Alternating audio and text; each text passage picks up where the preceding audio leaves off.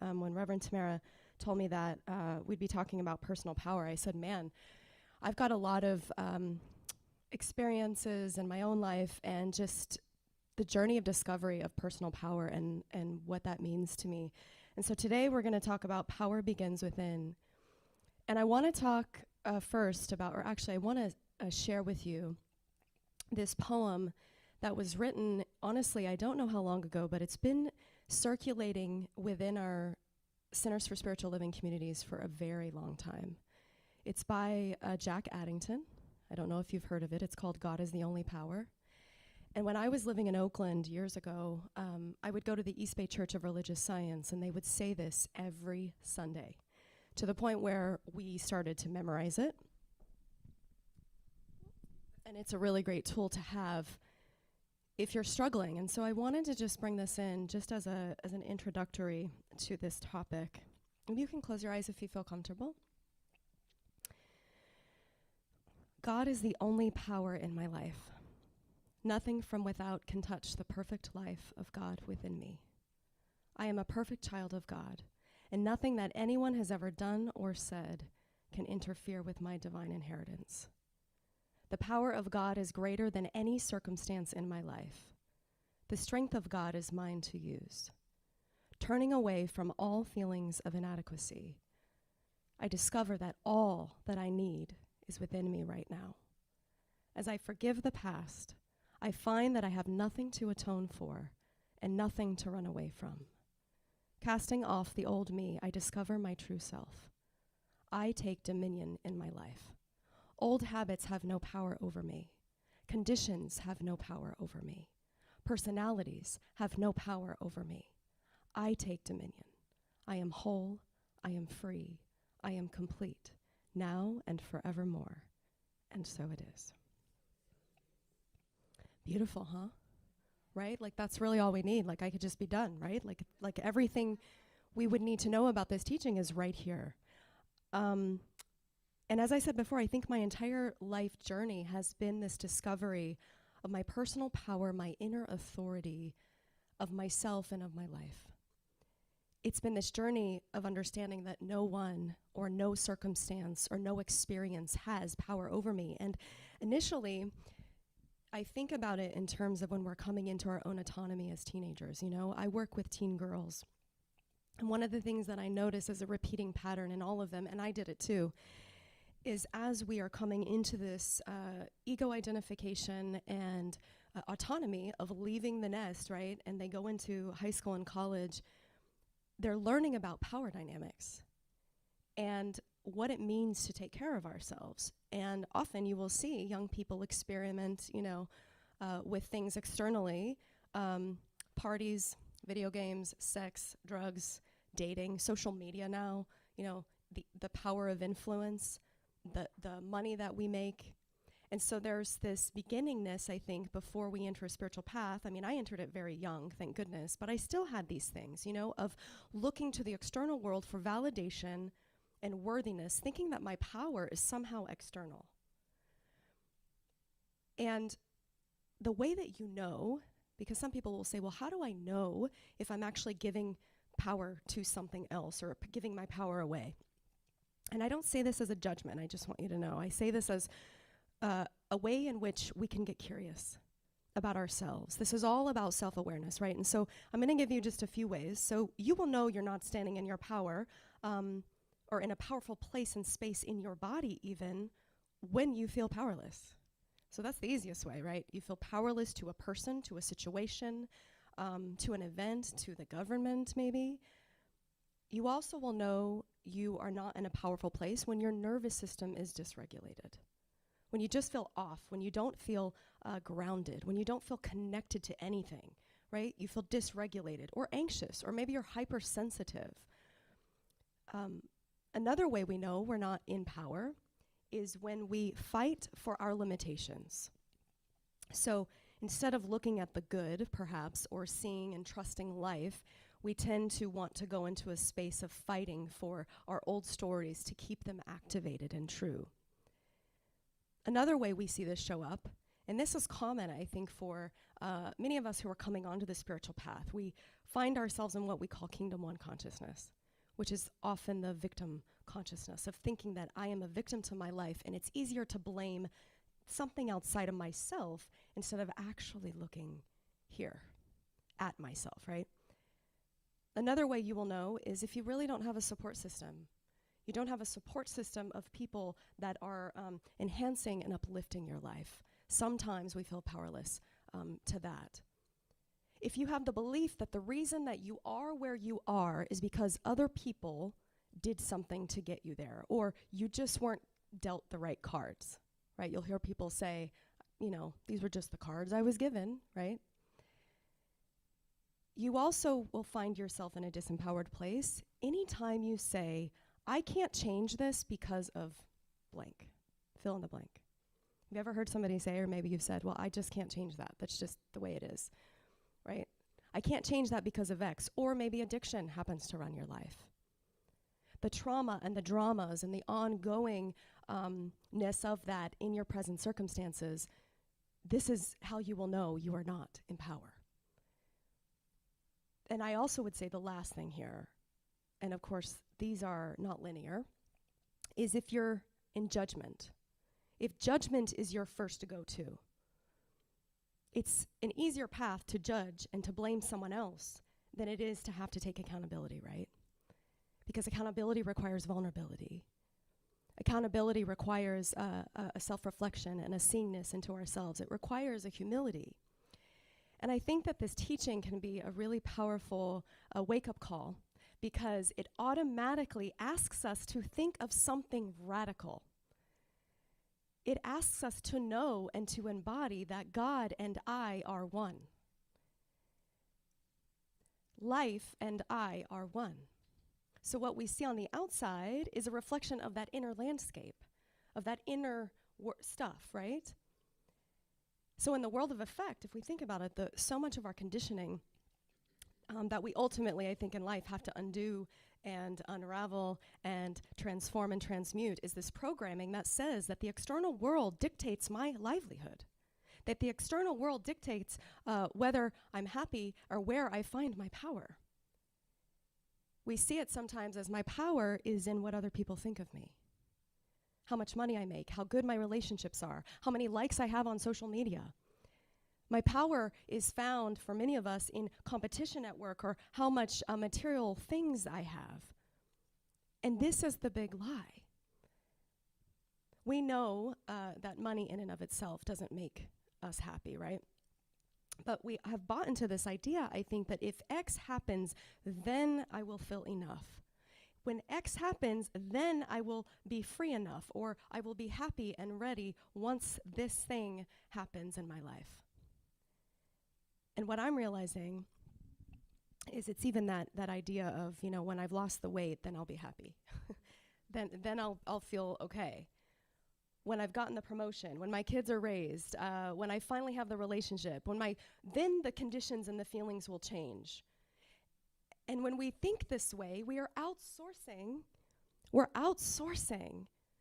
to the external and thinking that that the power is out here in the conditions of the world, which are subjective, because those things are changing all the time, right?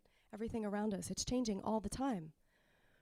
So the goal here then is to cultivate a relationship with our inner power and the source of our good and our happiness and our joy and our peace. It's that inner space, it's that inner knower, it's that divine presence that we talk about that lives within us. And it may seem for some of us difficult or maybe even foreign to many of us to feel like there's a divine presence within us if we can't touch it.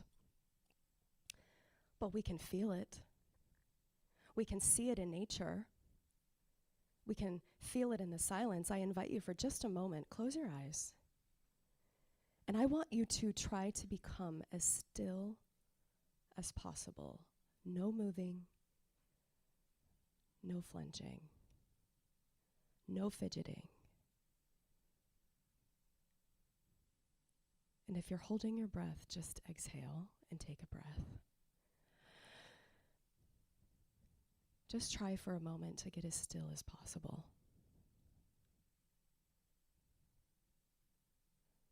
And notice where your thoughts are. Notice where you're tightening up or tense. And take a breath. Let's inhale. And we exhale. As still as possible.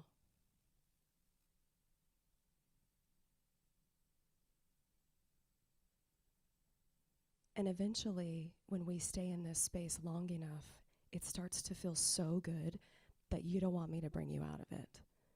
Can you touch that?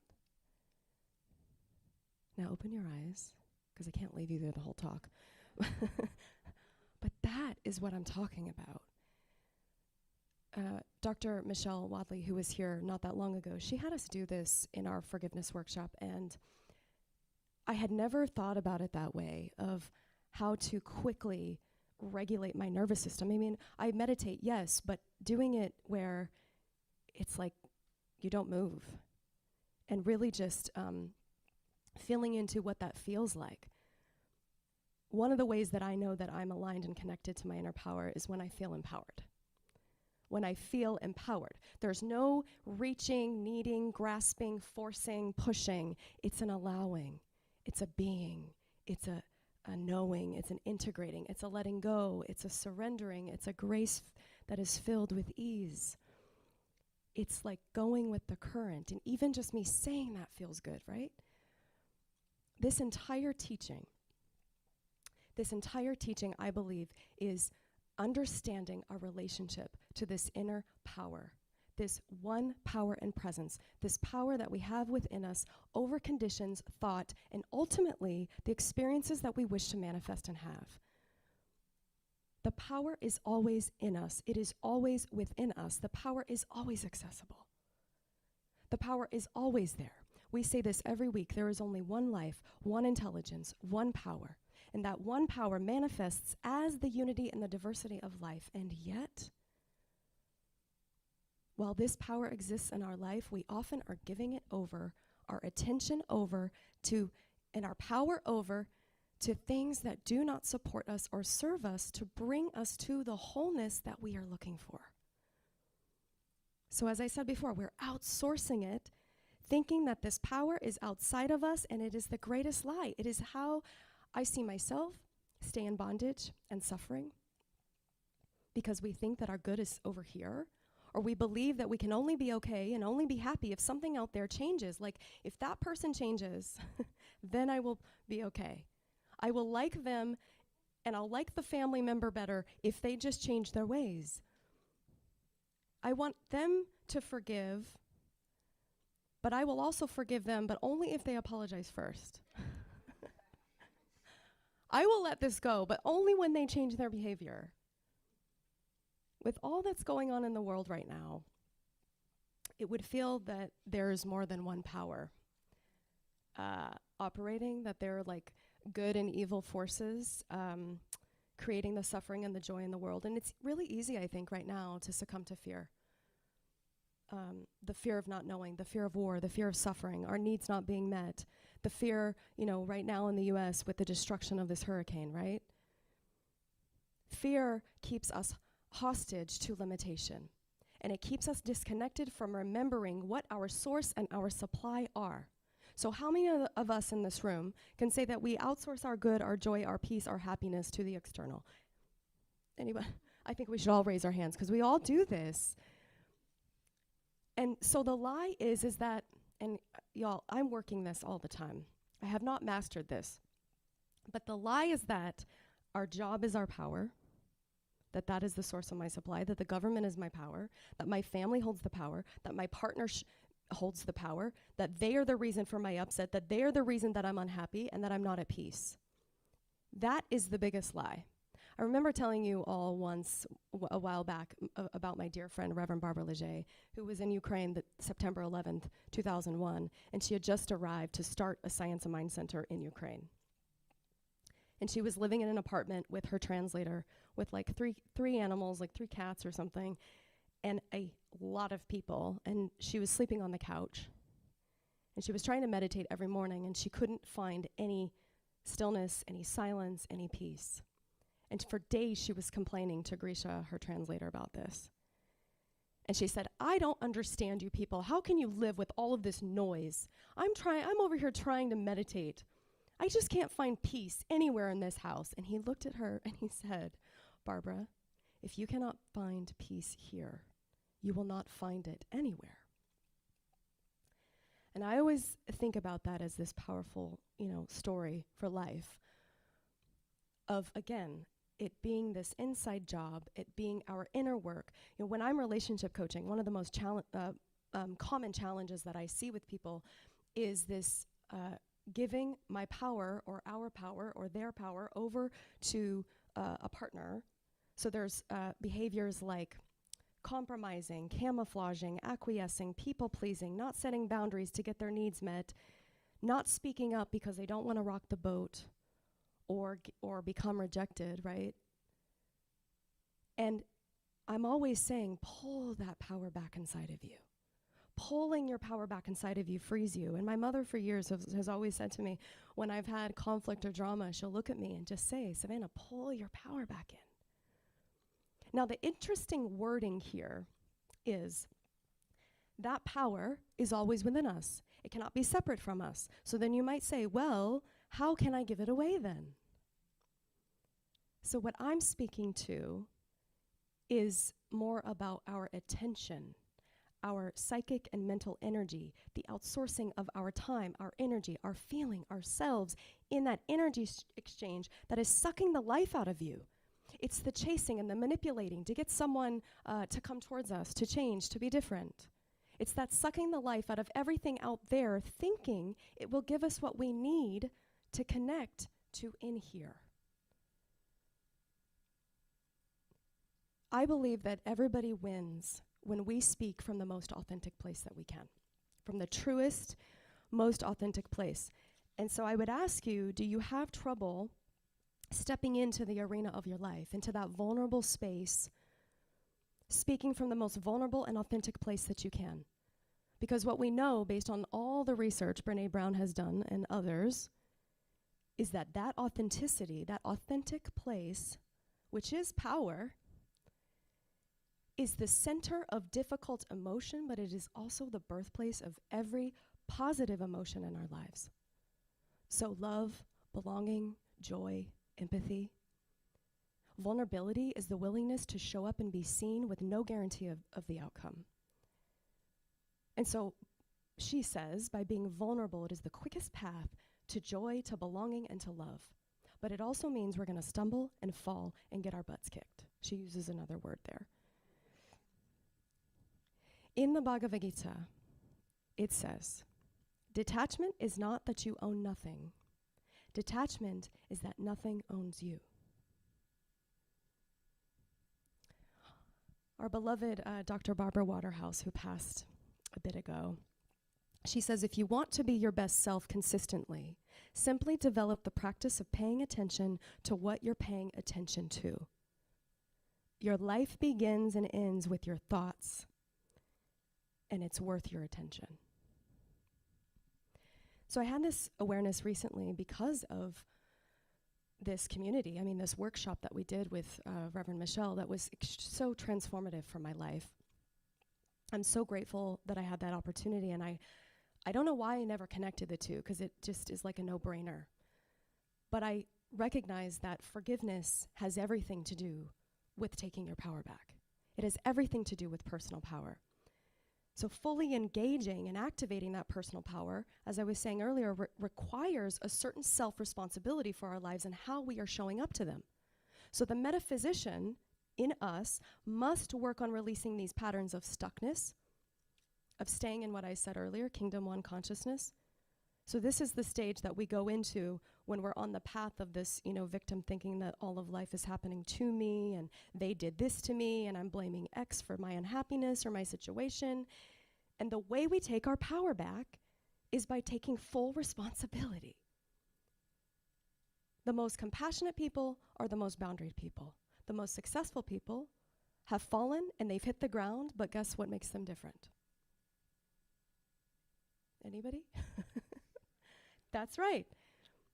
They get back up. They're determined to not be a victim of their situations. And so they keep going. They do not allow the fall of hitting the bottom have power over them. They do not allow the setback to have power over them.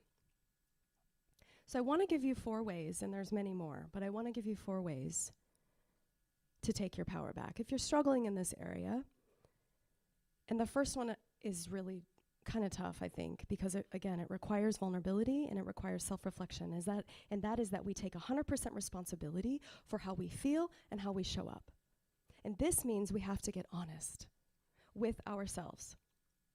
What am I creating in my life, and what am I making up in my life that is contributing to my suffering? And it's okay if we feel stuck or depressed or harmed or hurt, but your power is when you can own that you feel this way and then commit to doing something with it. So we ask ourselves questions like, how much of the story that I'm telling is fabricated or degrading my own worthiness? What might be true about the other characters in this story that I don't see? And what might be true about me in my own story that isn't true? That's the first one. The second one is how to take your power back. Forgive everything and everyone for the harm they caused and that you have caused. It's easy for me to say. When we forgive and let go, we do not condone what happened. We release others from living, as Reverend Michelle talks about, rent-free and occupying space in our brains and our hearts and our minds and our psyche. From Michelle's book, Forgiveness, A Path, A Promise, A Way of Life, I think many of us bought it, right? She says, to do this, we must first look outward to the perpetrators to identify our own pain.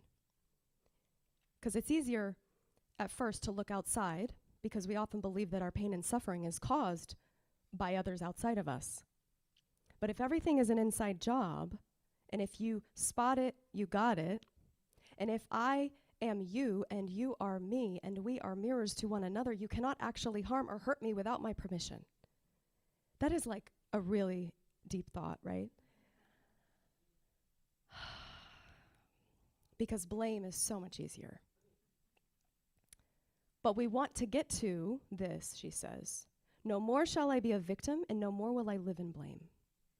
And it's true that other people hurt us, but what's also true is that we can be so myopic on what someone did to us and our own pain that it distracts us from the inner work and us taking ownership of our experience. So taking our power back means that we take ownership of our hurt experience and maybe the little skill that we may have had then, and we forgive ourselves for what we did or didn't say or did or didn't do. Ernest Holmes says in the What We Believe, which I love this piece of writing, he says that the goal of life is to be free of discord, to have a complete emancipation from discord of any nature, and that this goal is sure to be attained by all. But we can't be truly free from discord if we are holding on to anger and resentment and rage and hurt about past events. Because we know this lives in our bodies, right? So our power then is found in forgiving, removing blame from the equation, and having the faith that as you let go and you forgive, you will be free. As I was saying earlier, Reverend Michelle's workshop, it transformed my life. And it brought me to one of the most exposing, vulnerable experiences I've ever been through. Because I had to get honest about my pain and my feelings, and I had to get honest about my hurt and the blame that I had for others. And one of the things that she asked me that was so difficult for me to hear, but it was true, is she said, how long do you want to carry this anger and sadness, Savanna? How long? She said, 5 years? I said, oh no. She said, 3 years? I said, oh no. She said, 2 years? I said, no. 1 year? 6 more months? I said, I don't want any of it. Because I knew I was ready. She said, how much more can you hold this? And so I had to endure, as we do when we do this work, because it's work. I had to endure the emotional release that came with it of shame and sadness and grief and hurt and trauma. But in doing so, I felt like I could do anything. Forgiving the big things in my life, then all the other ones seemed like, wow, that was really easy to forgive that. It's like our cellular memory holds on to these traumas, and all of a sudden those were unraveled. Like I was nauseous all day. It's like my body was going through this detox because I had really, truly transformed. And it made, as I said, all these other grievances almost hold no energy or weight. So the third way that we come back to our power is by engaging self-care practices. Self-care is so essential. So these are things that help us align with our integrity, our authenticity, our vulnerability. This means that we get honest with ourselves and do what we can to advocate for our own healing. So that might mean you have a day of silence. That might mean you turn off your phone, start a new yoga class or exercise class, or maybe you unfollow the people on your social media that are harming you. You set clear boundaries with other people about what you will and you won't accept, and you be kind and gentle to yourself. And the fourth thing that we do is that we see ourselves as a bigger self. So if we could step out of our own situation of where we are, of dramas and traumas, and we step out and see a world's eye view, we get out of our own way, we get out of the way, what would life look like if you were completely in the flow of abundance? What if you could get into the flow of expectancy and opportunity and expect more good and more joy and more love and more harmony? It means that we would have to step out of our egoic ideas of what we think is going to make us happy out there. Dr. Michael Beckwith said it so well. He said, the worst day in the life for your ego is the best day in the life for your soul. So we can take a vow today. And it's pretty short, which is, I'm never giving up. Eckhart Tolle said that is the real spiritual awakening. When something emerges from within you that is deeper than who you thought you were. So the person is still there, but one could almost say that something more powerful shines through this person. So sometimes I think it requires that we take our power back by saying, enough. Enough to the inner critic, enough to the crazy voices in my head or the stupid voices in my head that tell me that I'm unworthy and that I'm comparing myself to the outside world. We decide to live in a higher strength and in that truth no matter what. And you might look at it as we're all being initiated. So when uncertainty and pain feels like or when uncertainty really feels like the monolith of pain, here's what thriving looks like. Breathe deeper. Be kind to yourself. Put one foot in front of the other. Keep going. Resist devastating conclusions. Don't fight yourself, and make this vow. I will not be taken down. I will not be taken down. I will pull my power back inside and remember that it is always there. I have this book called Thriving Through Uncertainty, and it's by Tama Keeves, and I've been following her work for years. She's an author out of Denver, and I love her so much. She's an amazing metaphysician, and her writing is hilarious and really, it's just really good. So I want to read just in closing here a quick story from her book. Finding Faith When You're Freaking Out. She says, my parents' house in the Mill Basin neighborhood of Brooklyn had burned down. It was tragic, unreal, unholy, and holy time. My father, who had been ill, had died in the fire. My mother had been injured but lived. A year or so later, still grieving, my mother and I visited our tiny summer country cabin in Lake Peekskill, New York. The property had drifted into complete disrepair, and with my father's death, we needed to sell the place. That morning, still in an unpublished writer, I'd gotten another rejection letter from a literary agent telling me there was no chance in hell that anyone would ever want to publish my pathetic writing or read my words. Really, the letter wished me best of luck in my endeavors. Same thing. As we pulled up to Cherry Place, I was shocked. In my memory, the country house was a magic cottage, an outpost of innocence. It was the seat of our happiest, sanest family times, swimming in the nearby lake, breathing in sweetgrass, beady-eyed Monopoly games rich with paper money. We'd flee Brooklyn's pounding August humidity. My father, away from his office, lost his rage and played baseball with my brother. The portable radio aired the Carpenters or the Bee Gees. I played with Barbie dolls on the screened-in porch. It was the nectar of my childhood. I wasn't prepared to see the place destroyed. Shreds of cloth from the curtains stuck out like a home and garden magazine that had gotten nauseated and thrown up on itself. The grass was tall like battered wheat, neglected.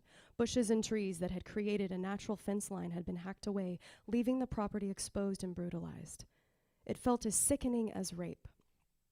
I'd already just seen this same crazy dismantling of everything I knew when I'd visited the remains of my childhood home in Brooklyn. It was all too much, the rejection, the death, the house I'd grown up in devastated. And now this, the crown jewel of my childhood, shattered. I felt myself sinking into a haze of despondency where nothing mattered. I know I wanted to leave my body. I wanted to leave this moment. I wanted to leave this lifetime. I wanted to give up, float away on an endless wave. I didn't want to have to face anything more. I just wanted to disappear. If I wasn't in my life, I wouldn't have to deal with my life, I thought. Vacancy sounded like a plan. And then the finale. The same day, my mother began saying things like, "Did you love this country house?" Which was kind of like asking sincerely if I knew somebody named Tama, her name. My mother knew how attached I'd been to that tiny house, but this mother was showing signs of early dementia triggered by her own trauma. Everything but the locusts. And in the dark middle of it all, it didn't seem as though everything happened for a reason or that things would get better. It was just a parade of pain. Sure, I'm what they call moody, but when it came to the big picture, I'd always been buoyant. I believed my future would work out somehow, no matter what was going on. I'd come to trust in an inexplicable flow that would gradually untangle life's knots. I believed in a benevolent universe, even one that favored you like a special aunt. This unseen love had always peeled my oranges for me, spoken to me via synchronicities or license plates on the highway. But now it didn't seem like enough. My nuances couldn't stack up to the reality before me, this onslaught of continuous devastation. Then through my silent tears, I felt this other presence take hold in me. It welled up like a wrath, only it was a wrath of self-love. In retrospect, I've called it my will. It said, "I will not let you take me down." I'm not a biblical girl. I am not someone who uses words like evil other than in a good way, like, "You look evil in that dress, girlfriend." Sure, I'd have good reasons for giving up on my dreams or writing. I could abandon my views, too. My reliance on a life-affirming intelligence stamped into every aspect of life. I'd just be considered realistic. And I was tired of seeming naive, as though my faith made me sunny and lamb-brained without much going on in the critical thinking department upstairs, like I should be lucky. But I knew active faith wasn't weakness. Faith is proclaiming the undiluted power of your own mind, like a ninja employing unshrinking focus, even when the locusts do come. It doesn't get me off the hook, it puts me on it. And I know I'm responsible for what I believe and what my beliefs determine every action I take in this lifetime. Still, on that really crappy day, it was tempting to believe that there was nothing to believe in except my failure and pain. But this presence within me, my inspired self, the one who is the keeper of my dreams, said no. Do not let the distortions of self-deception take you down. It drew a line in the sand. It brandished a sword of integrity. I didn't know how I would heal. I didn't know how I would soar, but in that moment, I held myself with heroic tenderness. I was making a vow. I was not giving up on myself or my beliefs in some intelligent grace in life. I would never give up. Something transcendental within me knew that all houses will crumble. All memories might have tears in them. All lives will be littered with rejection and ridicule and the ripping up of our own private scripts of how things should go. And here's the important part. Yet, we are more than what's in front of us. We are what's inside of us. I trusted in an infinite spirit. I believed my essential self would generate new possibilities. I will not let you take me down. I will not give up on who I really am. I am born to rise. There are times of initiation. You are being asked to make a choice to love and to advocate for yourself in a more powerful way than ever before. Enough to choose faith in your own good life. Jean-Paul, and I can't pronounce this because I don't have a French accent. Jean-Paul, is it Sartre? Sartre, okay, said, "Freedom is what you do with what's been done to you." Freedom is what you do with what's been done to you. So the last thing I'll say here is, and I love that story, this book is so good, is the magic is not gone because we hit a bump in the road. Because what we know is that infinite, deep love is within us. There's no world that is apart from this love, and this essence is all around you, and it always has been. So the bumps are challenges to our ego, but not to our destiny. There is only one power, and that power is within you. So with that, let's just take this holy breath. There is only one power, and that power lives and breathes and moves through each and every one of us this moment. It is the only source, the only thing there is. It is the greatest love there ever was or ever will be. And that power and that presence is speaking into existence as harmony, as peace, as perfect divine right action in our lives. And so we claim it and we know it for ourselves, that we come into a deeper relationship with the mystery, with the divine, with the peace that goes beyond our understanding, for we know that we are connected to it at all times, that it never leaves us, it is never an absence. And so taking all that has come forward from this talk, I just know that we are grounded and rooted in our own authenticity, our own vulnerability, our own personal power, releasing any and all that does not serve us, releasing any and all fear and limitation and scarcity thinking, and coming back into the awareness of our wholeness, of our life, of our trust, of our grace in the truest sense that we can. And so with that and the more, I give gratitude. I give gratitude for this community, for all the many ways and the volunteers that support and enhance this amazing space that we have to be together. And I'm grateful for our connection. I seal this with and so it is, releasing this into the activation of love itself. Namaste. Ashe, and so it is. Thank you.